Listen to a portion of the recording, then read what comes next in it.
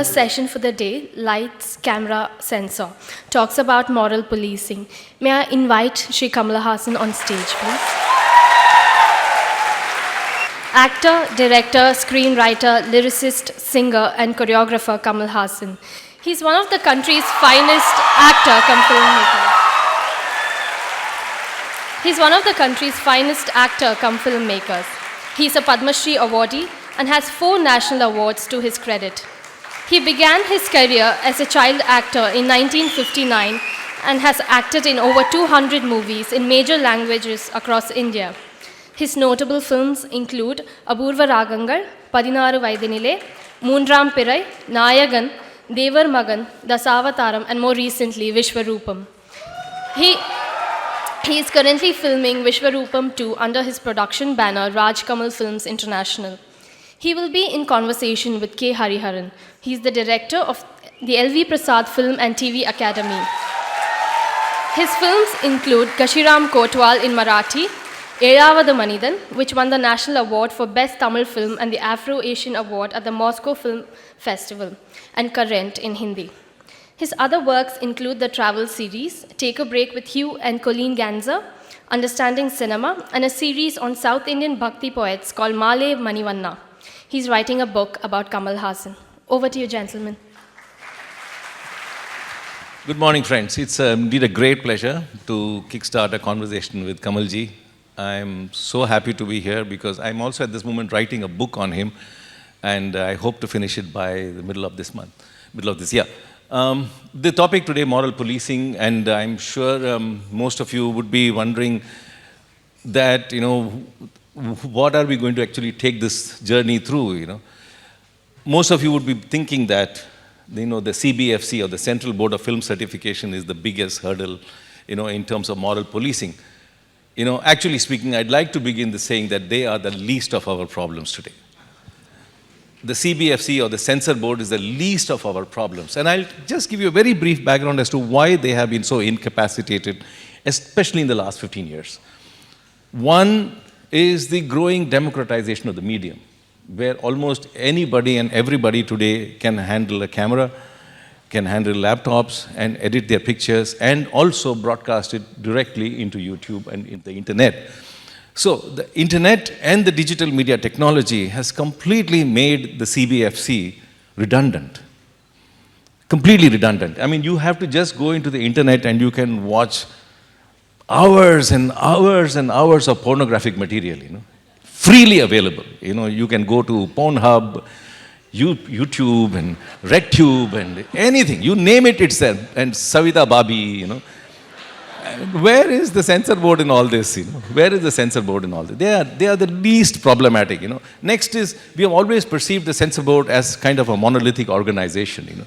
As if they are all one, united together. They have a common policy. It's completely untrue. It's completely untrue. They have no common policy, and they have some very, very broad guidelines, and they have it. And I remember you telling me once about your interaction with Vijay Anand. Could you share this with us? Yes. Vijay Anand, we call him Goldie Saab, and the director of Guide, for those who may not know. And man with a long stint and love for cinema, and he was made the chairman of the Censor Board, and he spoke to me about 2 days before he was going to say in a press meet that we must allow X-rated films, XXX status, so that they are segregated, separated, and that stuff is not interpolated into what is called a universal certificate where children come in. So I thought it was sensible, but I thought we should slowly build it up because it will be a shock. We'll suddenly have a knee-jerk cultural reaction. And that's exactly what happened. When he said it on press, he lost his job as a chairman. That's what happened to, Goldie. So, the thing is that the Censor Board has also lost its power completely because the labs have got shut down. You see, where the censor board could actually have a control on the film industry was when the release prints were taken out of the laboratory, when they had to cut the negatives and the sound negatives parallelly and hand it over as, those which have been censored. Today, how do you cut a digital piece of work? How do you say, these are the frames that I am handing over to you, So there is no way that you can control in the field that we are today with digital prints and digital cameras and digital broadcasting systems. So if I have to ask, where is the real moral policing that's happening today? I would put the blame squarely on us, the educated intelligentsia. We are, I think, the biggest hurdle to the development of mainstream cinema. I think we are talking about mainstream cinema. I think you can trust them. They'll be slow about it, probably not as decisive as the certification board. But we, after all, over time, thought about it and stopped eating each other. We stopped being cannibals. So I think that kind of a civic sense will prevail even in aesthetics. When we know that it's going to give us the bends if we eat the brain, another human brain. Likewise, they would understand the effects of crass cinema on society. They'll see the disease and then change. But that's a little too late. Somebody has to inform them. I'm not even talking about educate them. Right. But inform them that cinema is not mere entertainment as you would say. I always heard this term of a very bad movie getting a certification. Time pass. So it's watchable, it's passable. That's what it's actually a bad film. But they'll say they're being kind and they'll say it's time pass. For which I'd say, why don't you stay at home and see if the time passes or not? Why waste money and why degrade art? So don't do it. So in a way, I'm worried that you can't totally leave it to them because they are busy doing so many things, and the last thing they want to be doing is have a civic responsibility. That's been our problem. Yeah, it's true. Always. Who wants to be responsible? You see, very recently, of all the persons, I had great admiration for Mr. Amartya Sen when he was here some time ago. You see, in a little press conference that he gave after releasing Krishna's book, he made a very strange remark. He told the media, why are you guys always obsessed about the Khans, I said, what's this? Why is he so, what is this disdain? What is this condescension? Why is this anger about reporting about Saif Ali Khan or Amir Khan or Shah Rukh Khan? Why is he so angry with this reporting? When we can see newspapers packed with ads, front pages for real estate ads, that is not considered obscene. But the fact that you report about a little thing, and I'm just wondering, what was that which triggered him to point a finger at the media reporting about the Khans, I remember you once telling me about how you felt so sad that, your two great mentors, Yeah, I think that's where it comes. That's what went wrong with cinema. What was a courtesan's art, actually? I'm being kind. and that was brought into Music Academy. And it was called Bharatanatyam. And they supported it, and they changed it, they modified it, and they disregarded cinema. They thought it's infradig, the same crowd, which did it to music and dance, just disregarded cinema. It's the most versatile modern medium, and they disregarded it, and it was taken on by whoever was available. The Nautanki people took over, and that's what was there. My greatest sadness is, I'm not even saying probably they have simply seconded the motion of another great man who had this funny attitude towards cinema, like the mullahs. And that's my favorite, my hero, Mr. Gandhi, and another man in South, Mr. Periyar. Both of them look down on cinema. I don't know why. Periyar was bold enough to make changes in the Tamil language to suit it to the typewriter. And I think among the Indian politicians, the man who used telegraph the most must have been Gandhiji. With that kind of a vision, I don't know why they look down upon cinema. Yeah, and the looking down upon cinema was so intense that many of you in this auditorium would not know that in 1953, the All India Radio Director General Keskar, he actually banned film songs from All India Radio because he considered them all vulgar and obscene, And the reason he gave was that they all use the harmonium.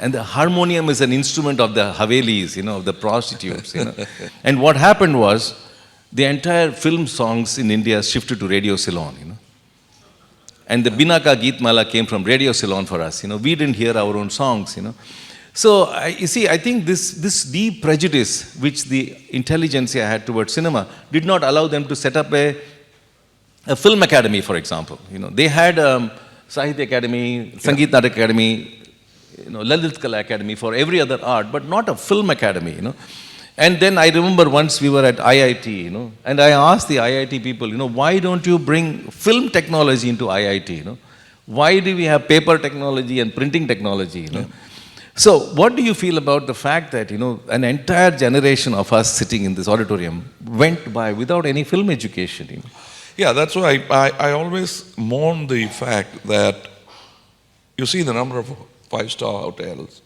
in the country and see the number of catering technology. It's probably we have about 15,000 catering technology schools in India. We have about, say, 8,000, 9,000 theaters in India as compared to 60,000 in China. I mean, that is as far as exhibition goes. But I'm talking about a country which produces 1,000 films, and most of them watch films. The rest who don't must be blind. Yeah, we sell 4.2 billion tickets, Yeah, those who don't watch films are those who cannot see at all. Yes. And otherwise, you can't escape cinema, even if you don't like it. That is the size of this industry. One, its mechanism of revenue collection itself is porous. That's another problem. And now, the most dangerous thing is that you don't have enough trained people to make these films. If most of the films are tacky, it's because of that. There aren't many trained people. If a man who's trained in cinema wants to make a film, he has to cross so many hurdles, and the major one being lack of technicians. It's not. I'm not talking about the top 12 technicians. There are institutes like Pune, but there are other ITI, industrial training. That is very necessary. Nothing has been done in this country. As a matter of fact, I'm glad that the government, at least now, has had a relook at the Cinematographic Act. Otherwise, it's archaic, 57-year-old almost. Yes. And some of them were actually carbon copy of what the British had laid down as a rule. And the only change we found, we started with the censor board. It used to be called the censor board. The only subtle change after all the noise and agitations was that it was now called the certification board. But the thing is, I know some of them. I know a filmmaker who was there. I've done a film with them. It's not that they don't understand. It's not that they're dumb or anything like that. They're pushed by bureaucracy to move in that direction. And the worst thing is, many won't know that each political party has a guy there. Yes. Sitting on it, watching. What is this about now? What is the censor board about? Is it care for people or care for party? Very true. So there are so many things. Right from there to educational institutions, they have looked down on cinema and thought it's not necessary. It's not an essential service. So be it. If that is the case, why is the government trying to put a cap on the price when Coca-Cola or any of the colas can sell at the price they want? Why is the cinema ticket held down? Why play this populist game? Can play it elsewhere. Very true. This is my complaint. I mean, it's there in Andhra, it's there in Tamil Nadu, Gujarat and Maharashtra have opened up. Bangalore, the ticket rates are better. When the ticket rates are better, the theatre environment becomes better. Maintenance of the theatre is better. So this moral policing that we are talking about has also another layer to it, and that is probably that this so-called popular culture, this art form called cinema, is probably the only avenue today in the cultural sphere where protests are registered. Against the system, against the three estates. For example, you cannot, if you have a cop in a movie, there is 90% chance that he's a crooked cop. Yes. But people think that we are infusing ideas and it is not. I would say cinema is a very good reflector of the society itself. The filmmaker does not create a new character or no strong allegories are there in Tamil cinema. It's only what is happening. They will not even go deep into a problem. What is popularly known evil is what they reflect. Correct. That's the imagined evil. Yes. Yeah. They don't make, it's not like we don't make Count Dracula films here. They're not even popular. What is popularly ailing the society is what we have reflected. That's what Parasakti was all about. Correct, yes. So is this protest, this form of protest, a kind of setback? It sets the so-called intellectual establishment, to join the cause with the state, as if to say this can actually erode the fundamentals of democracy and popular. I think it will only strengthen it. It should strengthen it. It should. Yes. Any voice of dissent should be heard. Even in the imperialistic thing, there was always this soapbox oratory in the Hyde Park where they let the steam cooker whistle a bit. Yes. They have that, even that was allowed. So I think voices should be heard and not suppressed. Right. Even a clever dictator wouldn't do that. I'm sure. You see, when I look back, if I take cinema out of my life and take cinema out of your lives, there's such a vacuum.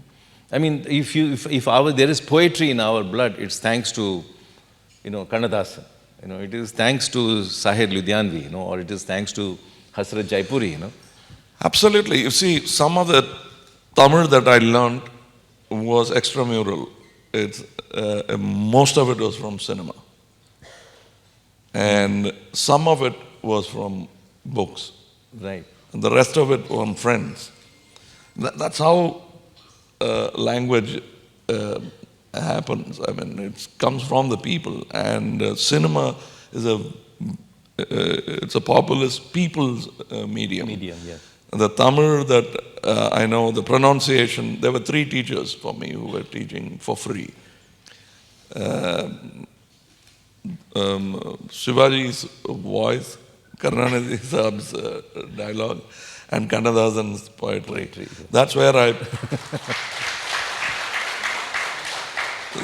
I learned my diction, my language, and my vocabulary. It was all built by these people. I mean, these are the first 3 names that come to my mind. Right. There were others too. And of course, I had the honor of working with Mr. T.K. Shanmugam, who also, I don't know how many people would do it, not even schools do it. He taught us how to sing the national anthem. Yeah. He sat with us and he said what it meant and how it should be pronounced. Because it's our national anthem, we cannot just hum the lyrics. You can't forget the lines. Right. So where you'll have to that vidhata and stuff like that, how to pronounce it was taught to us by a Tamilian, was very, very strong Tamil supporter. So this is where I picked up language, and I think it's a great medium which can do anything. It can teach science. Do you think the fact that the kind of people who associated with cinema and the making of popular cinema in India came from such a variety of backgrounds, castes, communities, creeds, was kind of unsettling for the rather caste-driven, educated intelligentsia? Absolutely. Cinema was considered evil because it sort of cut across that casteist framework. Suddenly, the very fact that everyone sat in one auditorium, breathed each other's carbon dioxide, and saw a film in the dark was shocking for those who felt that even shadow shouldn't fall on them of the lower caste. Right. So all that was changed. Some of the loudest noise after literature was made against caste in cinema. And it worked. It worked very well, absolutely. And I think cinema was responsible for intercaste marriage because it promoted love.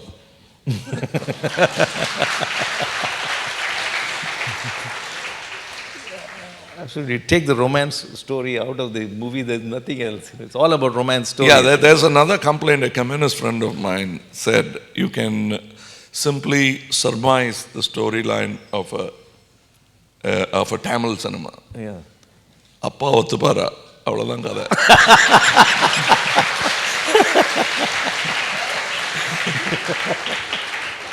But if you look at it, suddenly I said, no, that's not true. What about Tevar Magan? And then it boiled down to Appa Uttapara. So there is that anger against everything is about romance. It's not about older people. It's always about palpitation because of romance. The youngsters going to romance it. You see, this brings me to the next area, is that this serious moral policing by the educated intelligentsia across the nation has actually seriously affected, for me, the investors in cinema. And I'll give you a very brief background into what is cinema investment in India. You know, for a country which makes 1,300 feature films and has about 12,500 cinema screens, employs 350,000 people directly, the total turnover of this Indian cinema industry is a very measly 8,600 crores of rupees. And translated, it's about $1.4 billion. Avatar collected $2.8 billion. Twice the entire turnover of the Indian cinema. You see, Indian television is much bigger. That's because it has gone corporatized. So this fear, this serious moral policing that has happened by the educated English-speaking intelligentsia in the country has actually seriously affected investments into the cinema. That today you don't have the big wigs. I mean, come and look at the giants like Infosys and TCS, and they're all giant corporate houses. Why can't they come into filmmaking? After all, in the United States, you have Sony and AT&T. They've gone into film production in Hollywood. The porosity in revenue model, that's what I was coming down to. And the industry lies to itself. I mean, they're cheating themselves. We hear this about 100 crore club and the celebration of just crossing 100 crores. I think there's nothing to celebrate about 100 crores because that's not the actual revenue. We are 1 billion and more. All of us watch cinemas. And except in Tamil Nadu and Andhra, everywhere else, it's 100 rupees an average ticket. If only 1 crore saw the film, it is 100 crores. If only 1 crore saw a film, it's a failure. Do you understand what I'm driving at? There's so much, there's a big hole in the bucket. And nobody's thinking of plugging it. It's a system very similar to the political system. There is a Tamil joke when you say that when you chase a thief and shout thief, he should run. If he stops and says, did you call me? திருடான் திருடான் கத்துனா ஓடணும் அவன். நின்று என்ன கூப்பிட்டீங்களான்னு கேட்டான்னா என்ன பண்றது? So that's what has happened with cinema, with politics, society in general. So that's a hole in the bucket we are all talking about and doing nothing about. So do you feel that if cinema, if ever it becomes, I mean, there have been attempts in small quarters. You have also tried entering into this world of corporatization, you know.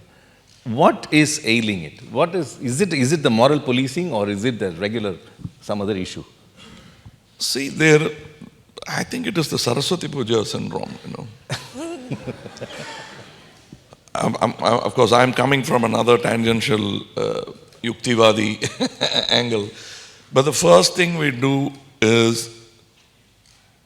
buy a computer, Lepoto room. In negative cutting room, there'll be camphor burning. Yes. It's the most dangerous thing to do.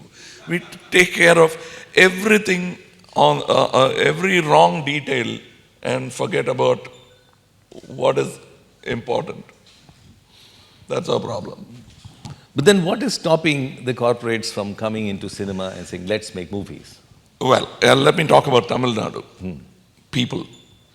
Because there is a rule in the Tamil Nadu Producers Council that no corporate can come into Tamil Nadu to produce a film on their own. Really? It's a rule. I didn't know this. Well, now everybody knows.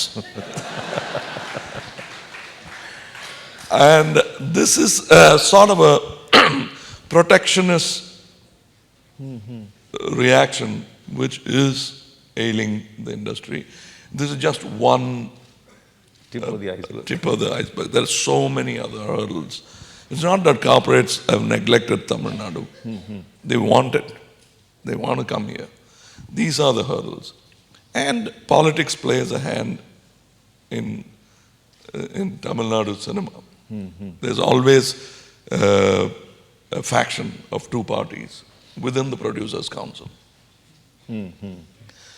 That doesn't concern the common audience because that's not what they are interested in. They are interested in the product.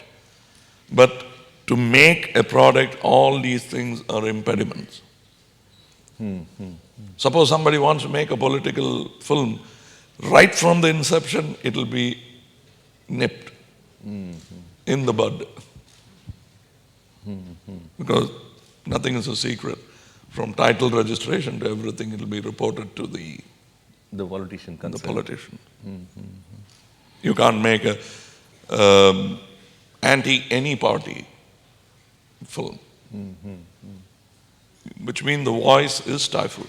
Is stifled, you know. In fact, what we have watched in the last 5 or 6 years is very unhealthy growing phenomenon. There is a moral policing that is happening by fringe groups now. Yes. You know, and they completely override all the certifications and all the government permissions that have been given, you know. How much does it worry you? Do you think it's going to grow? It will, because they are looking for a free ride. I mean, people think that I'm pointing out at a particular community, I'm saying the Muslims are after me. What about Hariharan? So when a friendly Hindu group came and offered assistance for Vishwarup, I said, not this time. Next time when I make a Hindu film, then come and help me. So I think it was so strange that many mullahs saw the film Vishwarup in Bombay. As a matter of fact, those who have not seen movies for 20, 30 years walked into a movie theater and they said, what's wrong with this film? Who's the guy who raised the noise was the first question they asked. It was very heartening for me, but nothing changed. And these people this small group is still angry. I think it's very silly because they don't represent the total calm in general. Right, right. It's just what we call as the soft target, because at the time that Vishwarupam was, going through the serious controversy, there were two films that were released in Chennai at the same time. One film was called Argo, another film was Zero Dark 30. They are about the similar situations, but there was no protest against these two films. This is because they were English films and Hollywood films. You shout at them, nobody will hear them. No, the thing is, these people basically, their only education is probably the holy book. Everything else is sort of it's beyond that their horizon kind of thing. And so they are living in a very closeted kind of area, and they think the rest of the world is like that. And they think they can imitate what happened in Iran, in India. It will not happen. Those Hindus who think that we can do away with all the Muslims in India and have a Hindu Raj are also dreaming. And those Muslims who think we can bring in Iran are also dreaming. It'll never happen. I have this simile, I say this sweater was spun with 3 colors. You can't just pull the green thread out of it.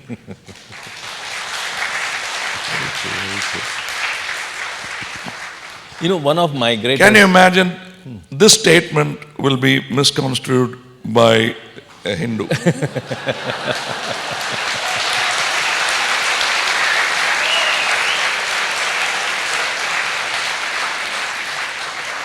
I know in our field we say any publicity is good publicity. So Hindu is getting good publicity every time I say Hindu. But this Hindu is different, that Hindu is different.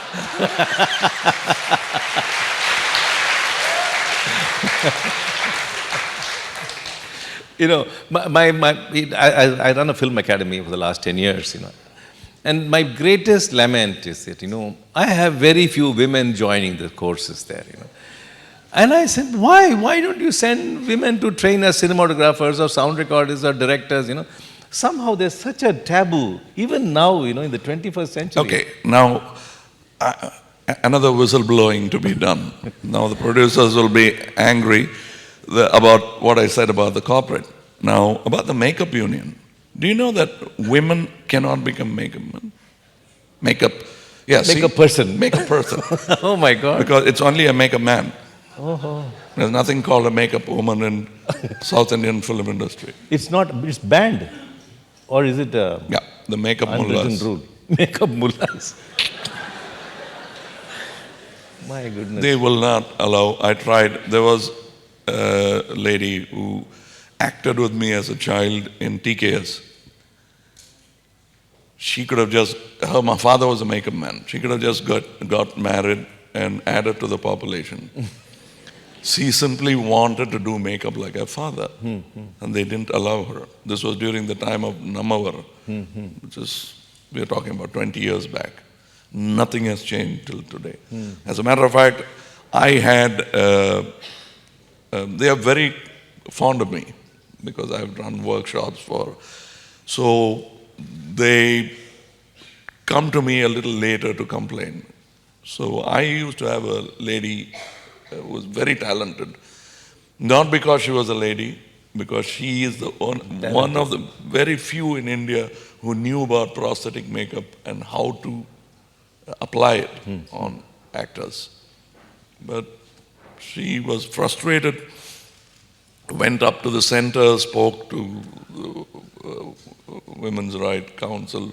Then she got fed up and did what all women do when they're frustrated. She got married.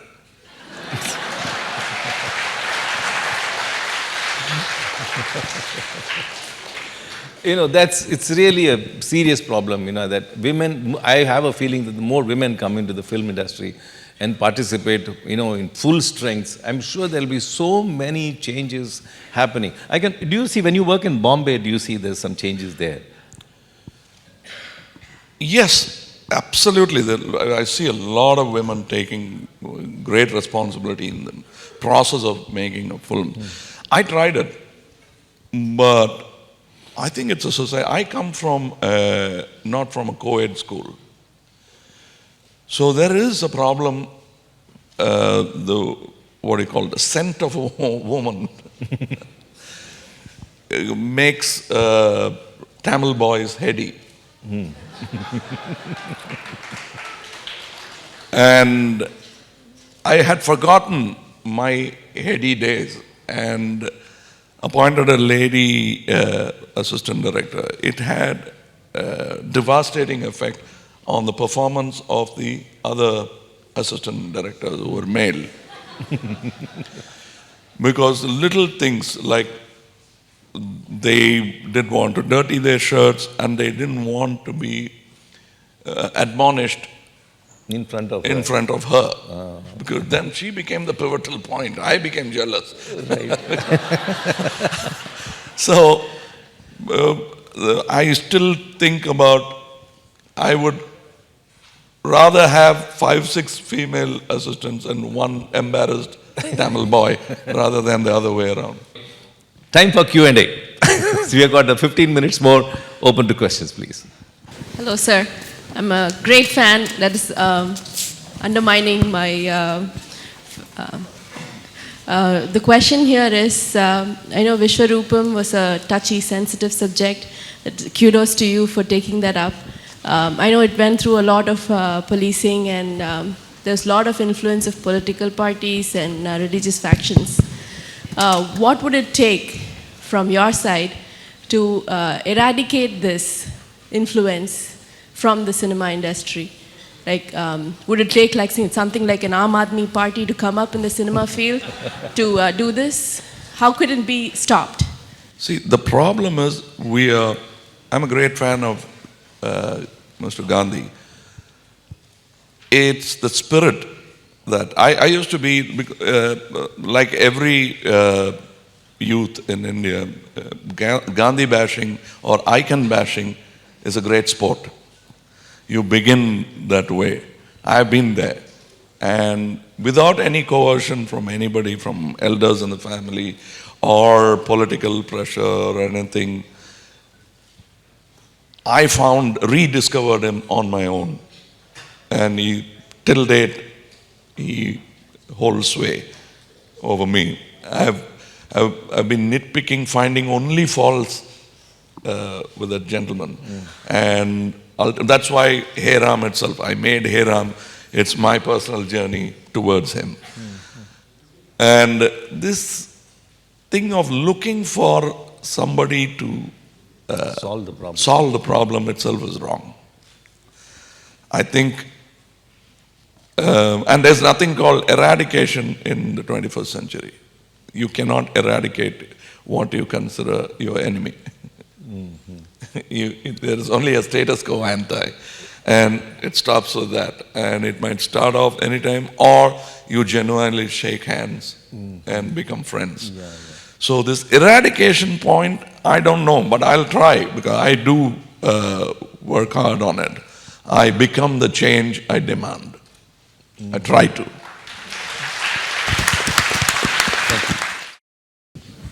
Morning, Kamal. Morning, Hariji. One clarification. Firstly, I presume when you said Mr. Gandhi, you meant Mohandas Karamchand Gandhi. No, just an aside. The State of affairs. the other thing is... yes, I meant that Gandhi. Yes. Thank you. Another clarification is that regarding the makeup women, ladies, for your current information, after much protest, the lady who is the daughter of Muthu, makeup man Muthu, yes, and one more person who did the makeup for Mr. Rajinikanth in two of his films, those two, Bhanu, thank you, two ladies alone have been admitted to the makeup. They must be very alone.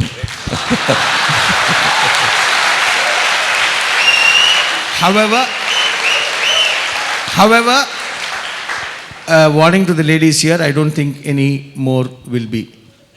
Mr. Kamal Haasan is absolutely right. It's a totally closed door society.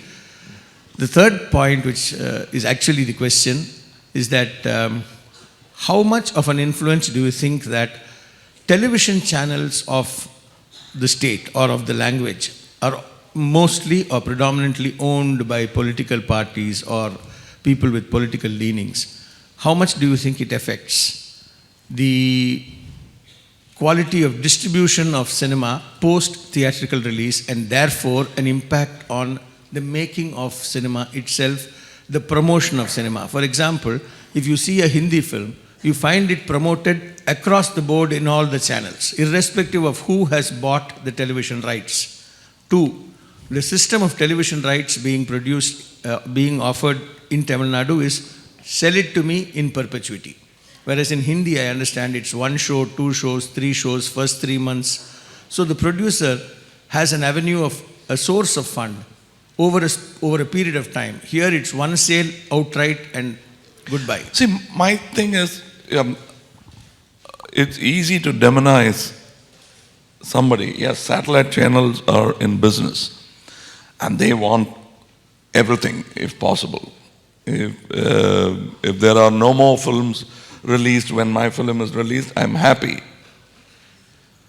But why would the other man concede to my wish or whim? If any satellite television says, I will take only for perpetuity and say no, why aren't these people saying that? That is my question. Once again, I say that I become the change I demand. I don't give my films for perpetuity. And they've agreed. There is a discussion, there's a debate, the number of years is always discussed, but at least it's come to that now. It can be done. It is, we always we need somebody to shepherd us. I'm not sheep. Sir, good morning. Mr. Hariharan and you get all the sense of freedom, whatever you want, you get it in India.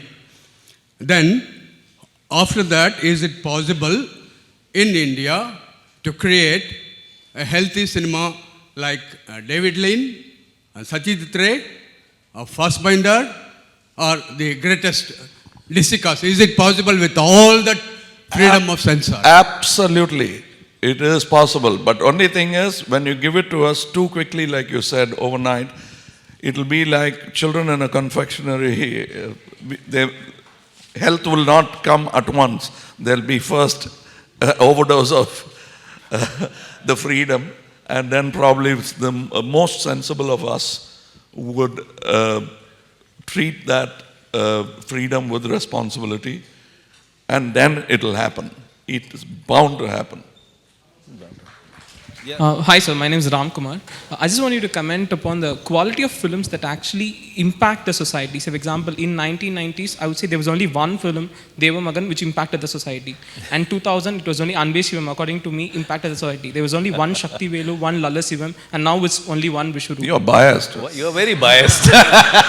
What's your name? Kamal Haasan?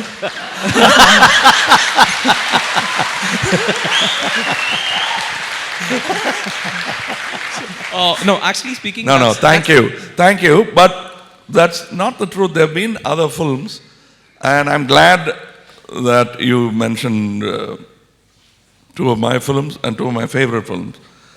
So, but the quality of films is not just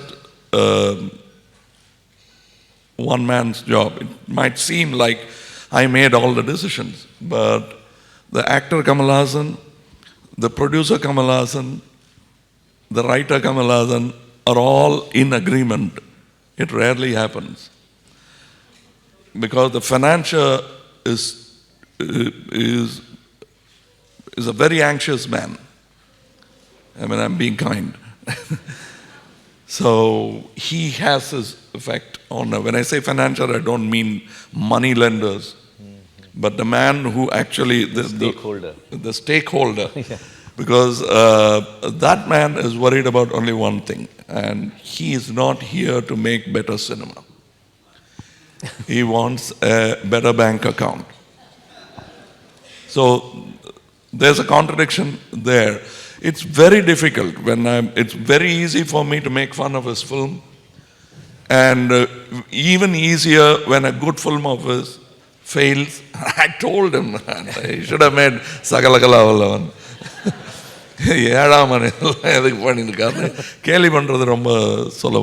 But many are trying. Given an opportunity, I am very sure Tamil cinema is capable of producing 20 unbasivums in a year. Wonderful. And I'll be making only one of them. On this very, very positive note, thank you all for being here. We can meet outside. Thank you. We have to start the next session. Thank you. Thank you so much. Thank you very so much.